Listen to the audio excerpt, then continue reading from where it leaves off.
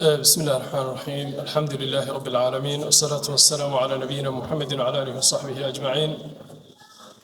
سبحانك لا علم لنا إلا ما علمتنا إنك أنت العليم الحكيم. وصلى الله وسلم وبارك على نبينا محمد وعلى آله وصحبه أجمعين. markii hore waqtigaan ugu talagalay wuxuu ahaa 25 daqiiqo. marka waqtigii baa waxoogaa cidhiidhi noqday. waxaa la soo jeediyey inaan ku soo koobno 15 daqiiqo haddii la yidhaahdo. waxaynu wax ka taaban doonaa haddii la yidhaahdo qiimaha ay ku fadhido inuu qofku quuto oo uu isticmaalo xalaasha oo uu ka fogaado xaaraanta. masaladan waxaan rabnaa inaan iska kor taagno ilaa iyo 6 arrimood. 6 qodob baan iska kor taagaynaa si degdega, kadibna conclusion baan samaynaynaa insha Allah tacaala iyo khulaasa waan gabagabaynaynaa. qodobka koowaad,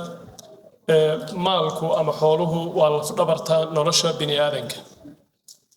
wuxuu ka mid yahay waxa la yidhaahdo ad-daruuriyaat al-khams, 5 shay ee ilaahay subxaanahu wa tacaala bini aadanka uu u xifdiyey ee noloshoodu ku taagan tahay, oo haddii lagu xadgudbo 5taas uu sharcigu ciqaab ka soo rogay. waxaa ka mid ah xoolaha. sidaa darteed baad arkaysan tuugga islaami kale hadduu xado ciqaabtiisu waxay tahay. ilaahina wuxuu leeyahy subxaana wa tacaala: walaa tu'tu sufahaaa amwaalakum allatii jacala allahu lakum qiyaama warzuquuhum fiiha waksuuhum. dadka aan responsibilityga qaadi karin ee sufahada sharcigu u yaqaano, xoolaha yaan gacanta laga gelinin oo yaan loo dhiibin si ayna xoolihii u dayacin. waxaad garanaysaa marka xooluhu qiimaha ay leeyihiin. masalada labaad, qodobada waan iska hortaagaynaa un bas ma sharxayno. irsaaqda iyo xoolaha ilaahay baa qaybiya. sida ilaahay subxaana wa tacaala uu cimriga u qaybiyo, physical structure-keenna iyo bidhaanteenna ilaahay u qaybiyo, awlaadda ilaahay u qaybiyo,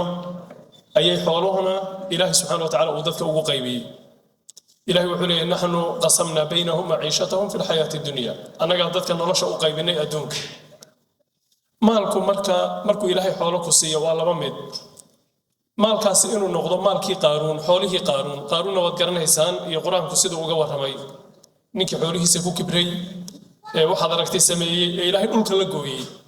xooluhu inay sidaasoo kale kugu noqdaan iyo inay waa xoolaha aan xaqa laga bixinin ee lagu kibro. qofka bini aadamka markuu dhalanayo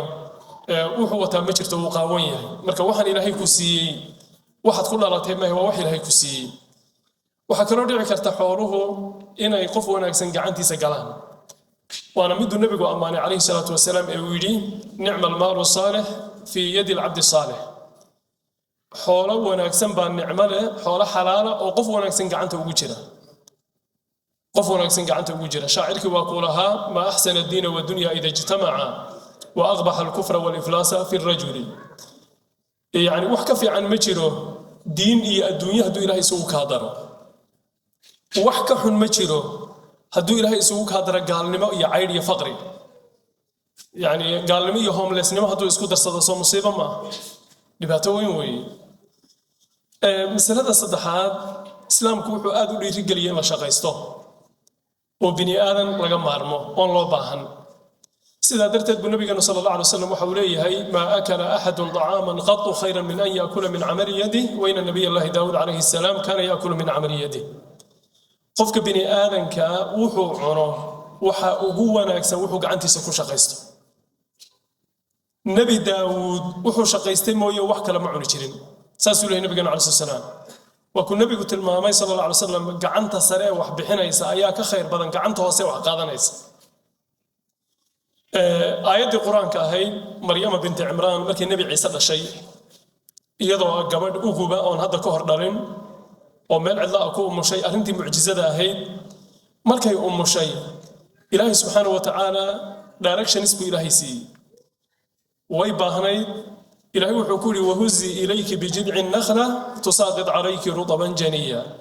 waxaa ilaahay ku amray geedkii timirta ahaa ay ku hoos umushay inay sidaa u ruuxdo iyadoo umulo markaa dhashay. ilaahay wuxuu kuu soo daadinayaa rudab, timirtu markay cusub tahay ee freshka tahay wey. wuxuu leeyahay sheekh Maxamed Shanqiid aayada markuu fasirayay fil adwaa ulbayaanka: آيات العلماء قاركود waxay u daliishadeen oo ka qaateen in laga maarmaan ay tahay qofku inuu shaqaysto sababtoo ah hadii ilaahay gabadh umula oo geed hoos fadhido cidla joogta wuu awooday timirta inuu soo daadiyo sama way loo yiri geedka ruux waxa loo yiri geedka ruux Allah subhanahu wa ta'ala told Maryama after she gave birth muxuha Isa to shake the tree in a geedkii ruuxdo waxa loo amray waxa la barayaa inay shaqaysato qofku inuu shaqaysto waa ilaahay uu soo daadin karay sama ilaahay midhaha iyo timirta uu soo daadin karay laakiin waxa loo yiri ruux geedka waxa la in barayaa inaan shaqaysano waa halkay Soomaalidu dhahdo xag la laaban xoolo kuma yimaadaan sama qofka hadduu iska fadhiisto ama niman shaqaysan shahma cabna waynu dhahnaa qofka hadduu iska fadhiisto waxba kuma imanayaan في صحيحين وحكوا قرن النبي صلى الله عليه وسلم إنه يري حديث كانوا في الصدى إنه قفكوا باليها إنتو هذا حابة صاغرو فايرود حابة إنه صاغرو دبر كصاصارته والله صاروا جايو سوق كويبيو شيل أحير كهلو بيل كريكتو أيا أوجا خير بدن إنه بني آدم وحويديستو بالله بدي كل ريكور بحديث جاس إنك مجتمعنا dhibaatada ugu weyn in haysatay kamid tahay mujtamacan adduunka dadku way shaqaystaan laakiin dalkeena Soomaaliya iyo East Africa oo wax ka khayraad badan uunan jirin bay dadkeena kor fadhiyaan oo nicmadii barwaaqadii aan laga shaqaysanaynin inta badan marka nabigu wuxuu calayhi salaam qofku inuu xaaba soo guro uu soo xamaalo suuqa ku iibiyo wixii ka soo gala biisho ayaa uga fiican bini aadan inuu wax weydiisto ama hasiyan ama hawdiide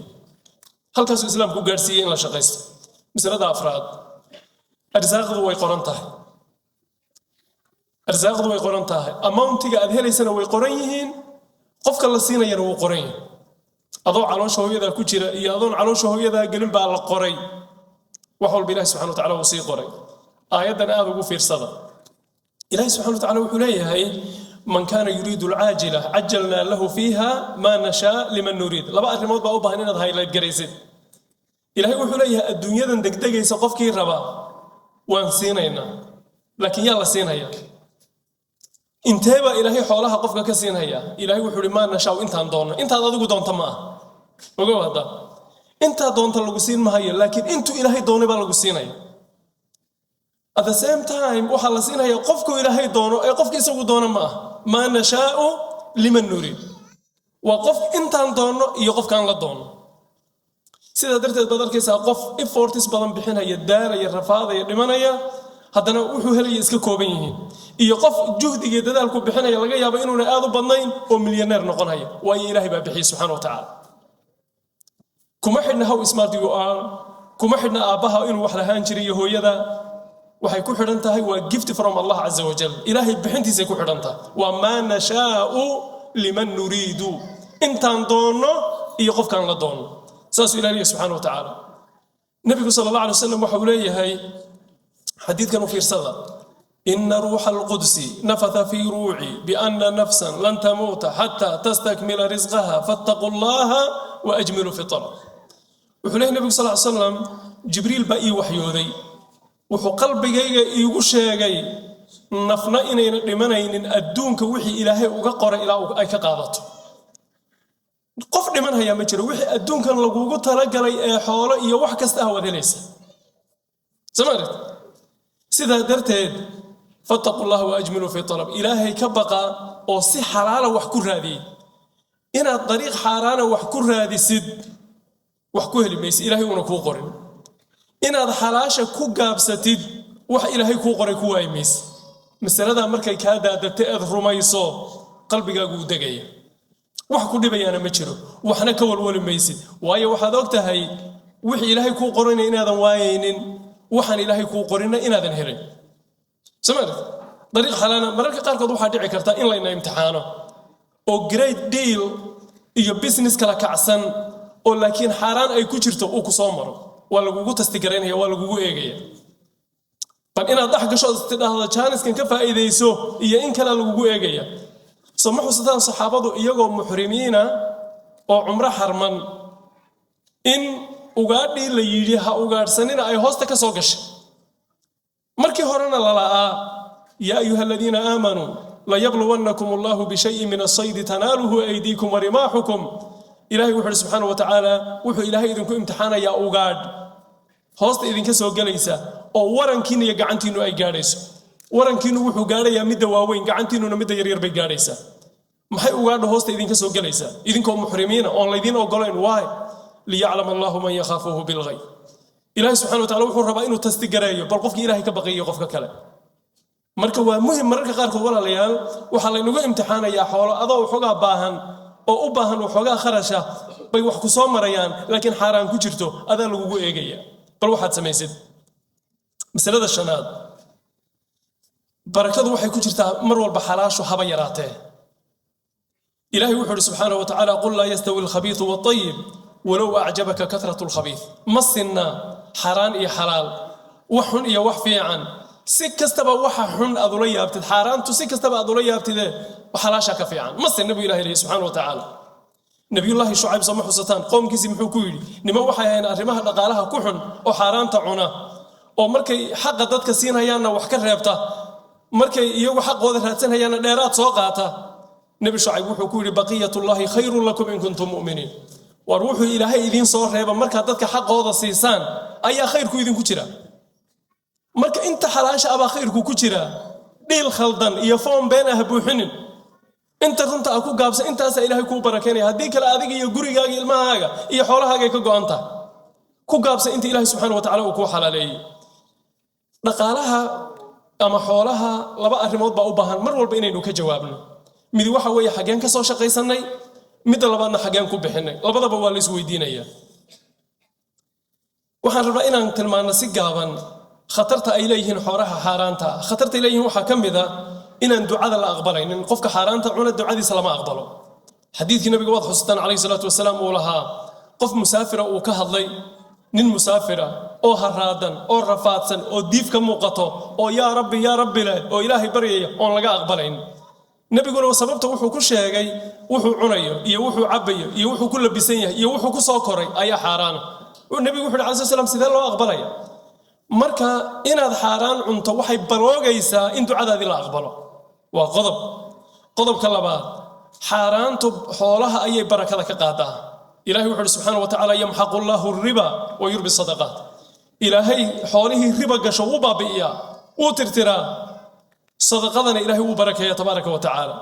حديث النبي قد قرينا عليه الصلاة والسلام لبض قفه وحكى لقدنا يسا هذا يفهم إسوا شيئا والله بركة إياه هذا يبين إسوا شيئا إلهي بركة ضد بزنس كذا كقاضي سأسول النبي عليه الصلاة والسلام مسألة الصدحات حارانته وحي سببتها قفك النعمة دي إنه إلهي كلا النقضة والنعمة دي لقى قاضي لئن شكرتم لأزيدنكم حكوا حاجة ولئن كفرتم إن عذابي لشديد marka qofku hadduu xoolihiisa xaraan soo dhaxgaliyo waa laga la noqonaya midash afraad waxa soo dhan ka sii daran cadaabka aakhiro oo nabigeenu sallallahu alayhi wasallam xadiidka saxiixa waxa uu leeyahay innahu la yarbu lahmun nabata min haramin illa kanat an-naru awla bi hilib walba oo xaraan ka dhasha naar baa cunaysu yiri nabigu alayhi salatu wassalaam